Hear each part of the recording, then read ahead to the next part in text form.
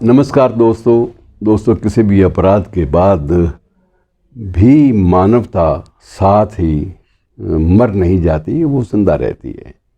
यदि कहीं किसी भी व्यक्ति के भीतर कोई मानवीय गुणों का सिलसिला बाकी है, मानवीय पहचान बाकी है, मानवीय संवेदनाएं, सेंसिटिविटीज़ बाकी हैं, तो ये यकीनन होता है कि वो संवेदनाएं सही वक्त पर ज़रूर जागती हैं। ये जो घटना मैं आपसे बांट रहा हूँ, ये इसी सिलसिले की एक कड़ी है। ये मामला बिहार के एक क्षेत्र उरई गांव से जुड़ा हुआ है और उरई गांव का सिलसिला ये था कि घटनाक्रम के अनुसार एक सिपाही की हत्या के आरोप में वहाँ के दो दुर्दांत, जो माफिया डॉन तो नहीं कह सकते, लेकिन दुर्दांत अपराधी माने जाने वाले लोग, उनको एनकाउंटर में पुलिस ने मार दिया।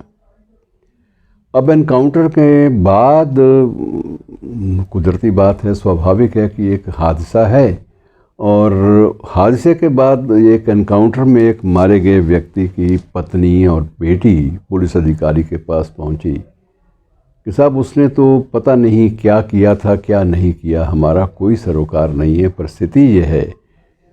बेटी ने खुद कहा कि मेरा तो बाप गया, आपके लिए कोई अपराधी होगा, मेरे लिए तो बाप था। पत्नी ने भी ये कहा कि मेरे लिए तो पति था, और हमारे पास, हमारे घर में कोई भी ऐसा अर्निंग सदस्य भी नहीं है, हमें बताइए हम कहाँ जाएं? या तो हमें भी गोली मार दीजिए ताकि मामला ख़त्म हो जाए। यदि हमें ज़िंदा रहना है तो आपको बताना पड़ेगा हम ज़िंदा कैसे रहें। माँ की बार बार चीखों पुकार इसी बात को लेकर थी कि इस बेटी की इज़्ज़त का रखवाला कौन होगा, इस बेटी की शादी भी होनी है, कौन करेगा इसके साथ शादी। और ये तो बिल्कुल आपने एक ऐसी बात कर दी है कि मेरे लिए सिवाय इसके कि या तो मैं ख़ुदकुशी करूं या फिर आपसे इल्तिजा करूं, आपसे प्रार्थना करूं कि आप मुझे भी उसी तरह से किसी एनकाउंटर का नाम लेकर ख़त्म कर दें ताकि किस्सा ख़त्म हो। लेकिन ज़िंदगी को ऐसे जीना हमारे लिए मुमकिन नहीं है।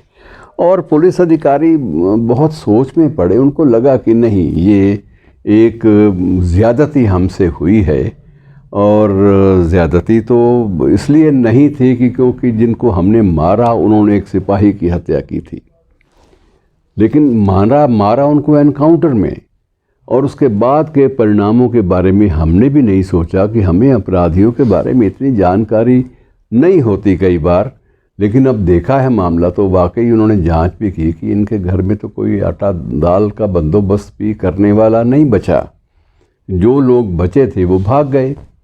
पुलिस के एनकाउंटर में उनको भी भय लगा कि अब तो यहाँ आए तो ये हमें मार देंगे, और वो लोग भी भाग गए। आसपास कोई उनकी मदद को आगे नहीं आया, और मरने से कुछ महीने पहले सगाई भी बेटी की हो गई थी तय। तब एक संवेदनशील पुलिस अधिकारियों ने एक निर्णय लिया जिसकी प्रशंसा दोस्तों की जानी चाहिए। किया यह गया कि बाकायदा एक पुलिस के गेस्ट हाउस में उसकी रिसेप्शन का बंदोबस्त किया गया, बारात को सादर लाया गया, और उसका सारा दहेज पुलिस के अधिकारियों और कर्मचारियों ने, जो एनकाउंटर में शामिल थे, उन सब ने अपने किसी भी अजाने अपराध की प्रायश्चित के लिए, उन्होंने कहा था कि अपराध तो नहीं था, उस वक्त एक कानून व्यवस्था की मांग थी, लेकिन जो हुआ उससे जो प्रभावित लोग हैं उनकी संभाल करना भी हमारा ही काम है। और स्वयं वहाँ के अधीक्षक ने, पुलिस अधीक्षक ने कन्यादान किया, और उसकी दहेज की एक एक चीज़ की भरपाई की।